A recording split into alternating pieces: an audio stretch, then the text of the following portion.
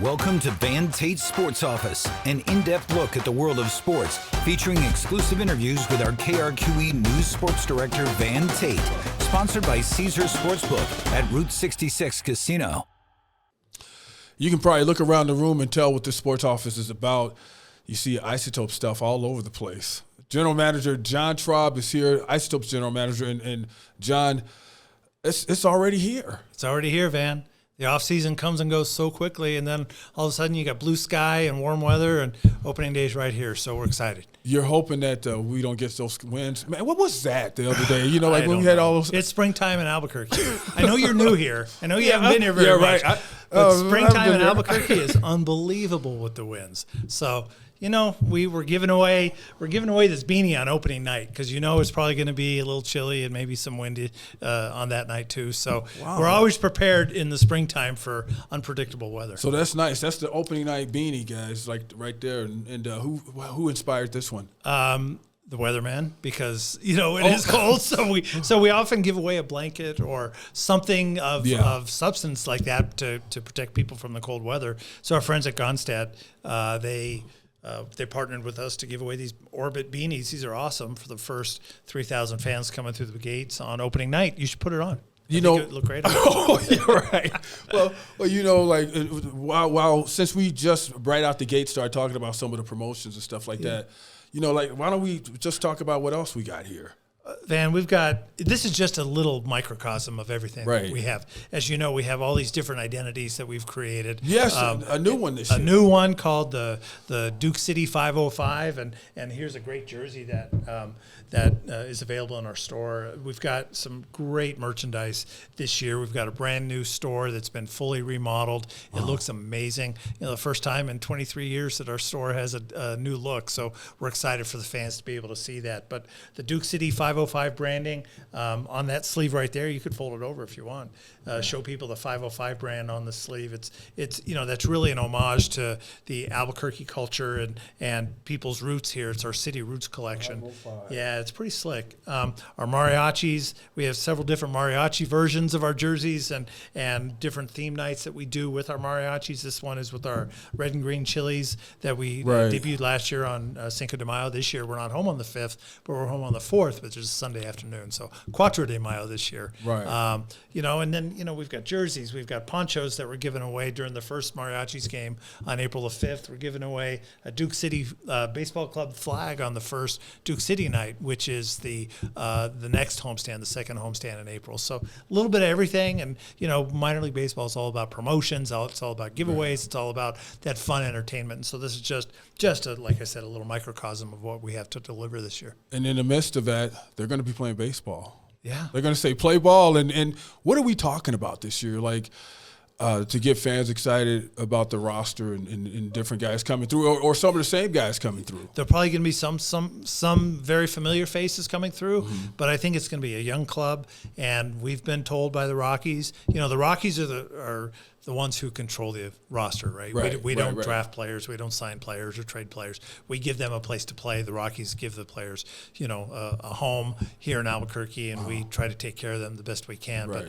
But, the top prospect in the Rockies system is a right-handed pitcher named Chase Dollander, who, by all accounts, should be with us to start the year or probably pretty early in the year. A number of other prospects that are kind of up and coming, if you will, who were at AA last year. Maybe some guys who even got a taste of the big leagues last year who are going to be back in AAA this year. Right. I think Drew Romo is probably going to be with us. Okay. Zach Veen might be coming back. You never know. He's had a pretty good spring.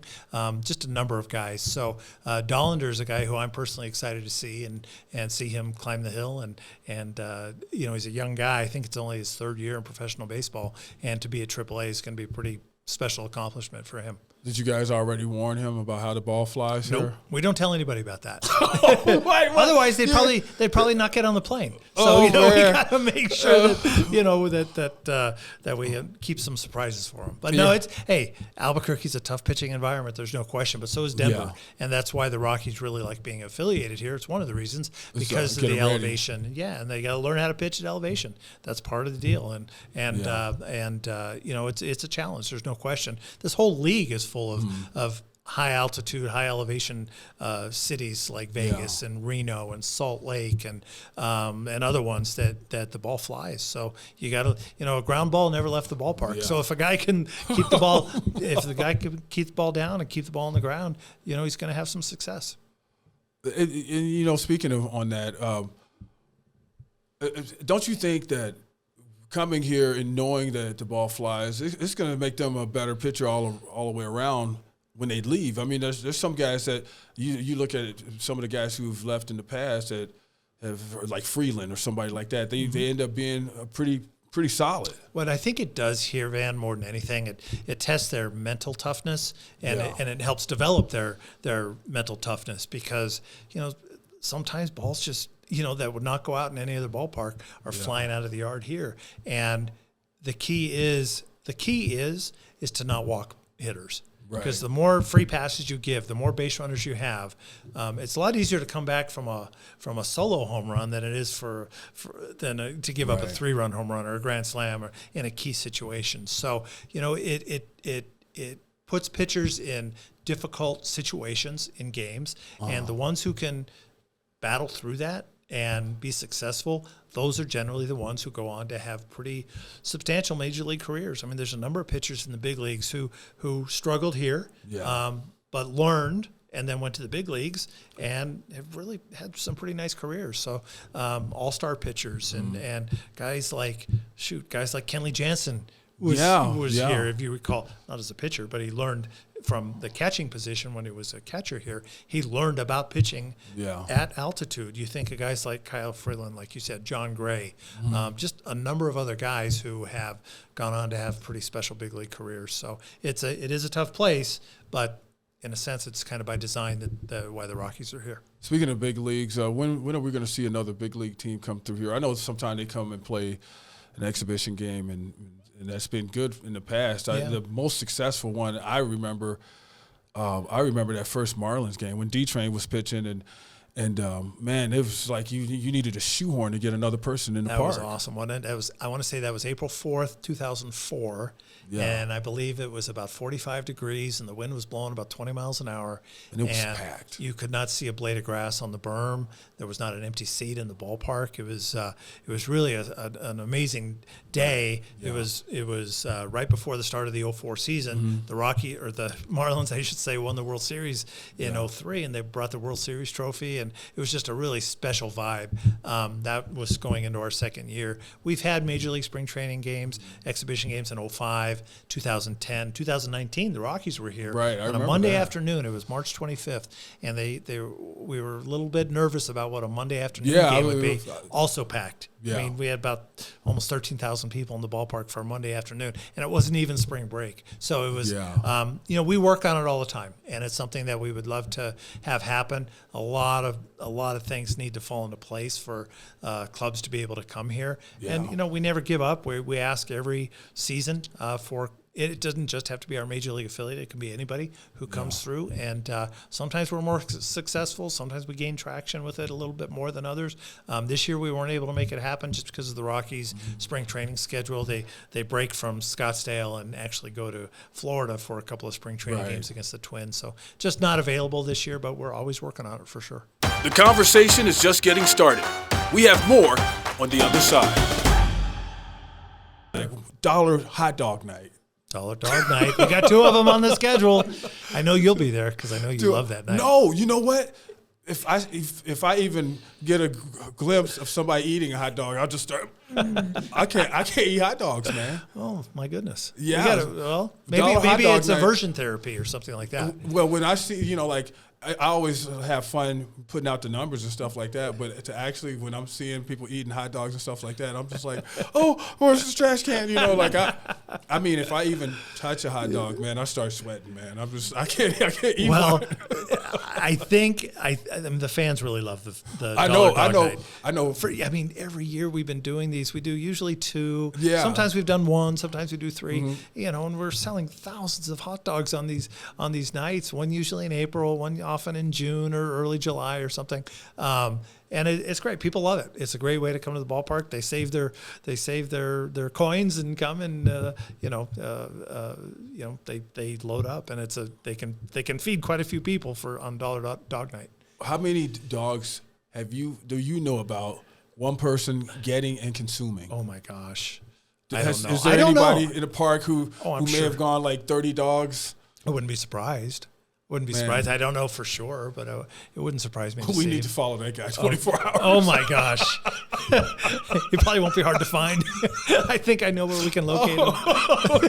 Gosh, that would be a great thing to follow, right? To see he'll stop by Barnes & Noble who on the has way set home. the record. Who has set the record for the most number? But you know what? When we used to do, and we haven't done it for a while, but we used to do a media hot dog eating contest. I remember that. Do you remember who won the very first one? I think Roland Glenbine. Oh my gosh. Maybe. I think it's Jessica. I think Jessica won. Thank you for telling me that, because yes. I am going to have me some fun teasing her. And if I said that incorrectly, I apologize. But in my memory, she participated in one of our very first ones. I know Roland was the man. He got after it. Yeah, if there was food on the table, my man. And if it was free. He just walk in and they just put the number 1 tag on him. There you go. He carried the trophy. They just give him the trophy when he comes in the door. He was the blue ribbon guy. Let's get this out of the way. That's hilarious. Gosh, you know what? It's we've been doing this now. This is our 23rd year in Albuquerque. Man, it seemed like that, that went like that too. I know. Tell me about it. I mean, we've been here together for all this time, and we've been through a lot of things, but this time has gone by so quickly. And I mean, we're almost halfway through our 3rd decade, if you think about it. Yeah, no, that's hard to believe. How could that be? Because we look exactly the same when we started back in 2003. Yeah. But some great memories, some great.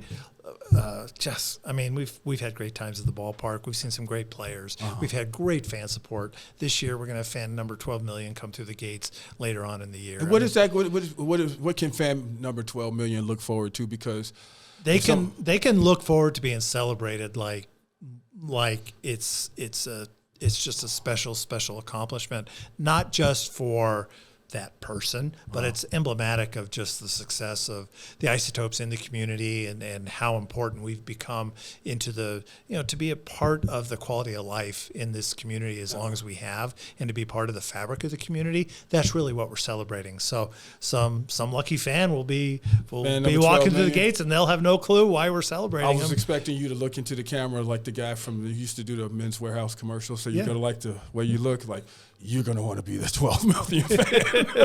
Maybe that would be you, Van. What do you think? Ooh. No, because I'll be there to cover the game. Okay, all right. So you can buy a ticket too now. Yeah, I be can. afraid. But can you imagine how much backlash I would get? Like, he's always at the game. It's not fair. Can I tell you a quick funny story? Okay. This was in Calgary. So the Isotopes moved from Calgary. We were the Calgary Cannons. That's right. Yeah, You know what? I forgot moved with about the that. team. Yeah. I was the GM up there, ran that into the ground. But now we're going back into the time machine here. We were celebrating, I don't know, one of those accomplishments, right? Fan number 5 million or something like that. And it was a random draw. I was not the general manager at the time, but our general manager was on the dugout, and he had one of those bins, right? That the you crank see the bins, bingo. yeah. Yeah. So we put all these ticket stubs in there, or people entered to win, or whatever. So anyway, he's on top of the dugout. This is live during the game, 7th inning, whatever it was, and he pulls out a ticket number and he says, "Section 12, row 4, seat 3," or whatever. And this woman walks down from the stands onto the dugout, and in front of probably 8,000 people, he grabs the microphone. He says, "Oh my goodness, it's our accountant's mother." Oh. And we're like, "Oh my gosh, I can't believe that he said that." It was not rigged. It was not set up, nothing like that. But, oh my gosh, that was not a good look. I'll never forget that story. Yeah, because I'm sure you guys got the calls. Oh my gosh. It was like, it's an inside job, blah, blah, blah, blah, blah. Trust me, fan number 12 million will be completely random. It's not an inside job. Can you give us a hint on like some of the goodies in the celebration or some of the stuff? What's going to happen for that person? I don't know yet because we haven't really discussed it. Oh, but okay. when we've had these milestones, we do things like from huge balloon bouquets to trips to all kinds of different things. So we'll put something together very special. May I suggest the toss-up combo? No, I'm joking. There you go. But stay with us. More conversation on the other side.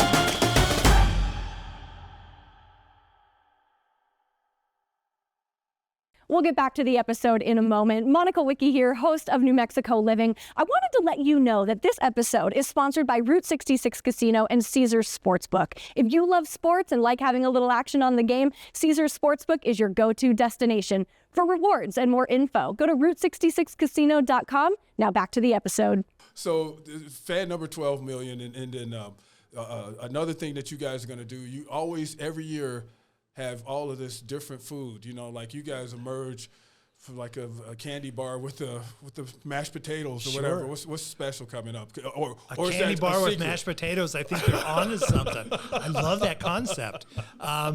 Gosh, we've got about 3 or 4 or 5 different items, new sandwiches. Is it still secret? It's still secret. Okay. But wait till you see the dessert items that we're unveiling. It's going to be there's the teaser. It is going to be off the charts. There's a pina colada ice cream float. There's a brownie that is smothered in ice cream. There's all kinds of other ice cream treats. Man, so, you just tempting people, man. I know it's. We're gonna have to call you the mayor of Sugar Street. I don't know. Between hot dogs and ice cream, it's going to be all over, but it's going to be great. And on that note, as far as people coming and coming through, you know, like when there's crowds and stuff like that, do you encourage people to always come early? Because you know how sometime it could, when you guys have certain promotionals, like I'm sure this Duke City 505, that's going to be a crazy night. So yeah, I mean we have all kinds of different things with mariachis nights, the roots, the city roots night, all these things that we give away. Usually it's the first 3,000 people, and when there's like on Lowrider night, we give away a Lowrider bobblehead. You know, all these things. People line up for hours upon hours, sometimes 10, 12, 15 hours. That's crazy. People get in line at 5 o'clock in the morning for gates that might open at 5:30 at night or something like that, and they make a tradition out of it, and they just hang out with their friends at the gates and wait for those gates to open. And so we always encourage people to come early for a lot of different reasons, but on those big nights like that, man, oh man, they show up early and they show out, and you got people waiting in line for a long, long time. Yeah. So we expect that, you know, probably going to have a handful of those nights again this year. Have you had a favorite promotion, like one that where you're saying like that's the one? There've been a lot of them. You know, I get that question a lot, and I always kind of stumble on it because we've had so many good ones. The Lowrider bobbleheads that I just mentioned. I mean, it's really special. This is going to be a good one. This Duke City 505, man. When I saw that, I was like, man, they're going to. Well, that one's available for sale in the store. We're not giving away a 505 jersey. Let's make that clear. That's right. Before everybody comes running up to the park. We're giving away these 505 flag, the Duke City flags, in later on in April, and those are going to be hot. But when we do our jerseys, I think we're doing 2 or 3 different jerseys this year. I mean, off the charts. It's going to be crazy. One of the things that I don't know what's my favorite, but it blew me away with how successful it was. Wow. And it wasn't a giveaway. It wasn't anything like that. It was when we did the Breaking Bad silent auction in 2022, I want to say it was, when Bryan Cranston and Aaron Paul were in town, and they had donated a whole bunch of their collection from the show. And we set up tables on the concourse.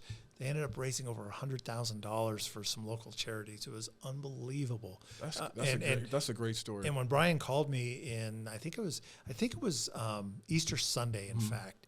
And I'm like, why is he calling me on an Easter Sunday? And he says, I've got this idea. He goes, we're going to be in town. Is there something we can do to raise some money for charity? And that's just the kind of guy Brian is. Good on him. He's been in the sports office before. I'm sure he has. Yeah. He's such a down-to-earth guy, and he really wants to make a difference. And even back in the day when they were filming the show here, and he hosted these charity softball games himself. He put them together to raise money for different causes. Wounded Warriors was one of them. And I mean, just salt of the earth. So when we partnered with them on doing this auction a couple of years back, didn't really know what to expect. I thought it was going to be, 5 or 10 items or something like that. They ended up donating almost, I don't know, 100 items or something like that from their personal collection, and it just went off the charts. But that was a one-time huge Saturday night event.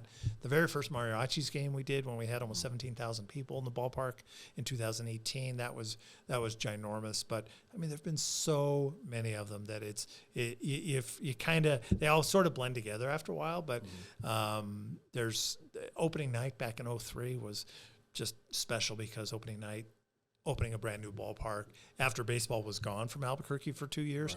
Right. It was a really, really special opening. And ever since then, we just keep raising the bar, and we have an extremely creative staff, very passionate staff who just loves to challenge themselves and ourselves as a group to say, what can we do to make things even better?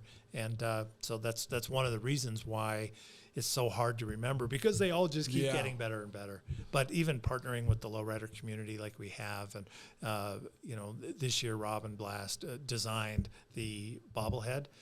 They designed a jersey that the team's going to wear. These are local artists who we partner with, because art has become a really important part of what we do in the community. You see murals all around the ballpark. So we partner with all these folks and try to make each game. We have 75 home games throughout the course of the year. We try to make each one of them just a cool, special, new event, because it's always somebody's first game. So if you can just, they don't have to be a diehard baseball fan. We do so many different things with so many different cultural entities within our community, and baseball happens to be going on, but we partner with all these groups because it's an authentic way to just connect with the community. And the fact that we've led the league in attendance the last several years really speaks to the fact that a lot of these things that we do really resonate with the locals. And you said it. It's always going to be somebody's first game. Right. Your first game is coming up really soon here. John Traub, General Manager of the Albuquerque Isotopes, thank you for coming on the Van Tate Sports Office. Thanks, Van. It was great. All right. As always, he's John Traub. I'm Van Tate. Fernando Perez behind the controls. We'll see you next time.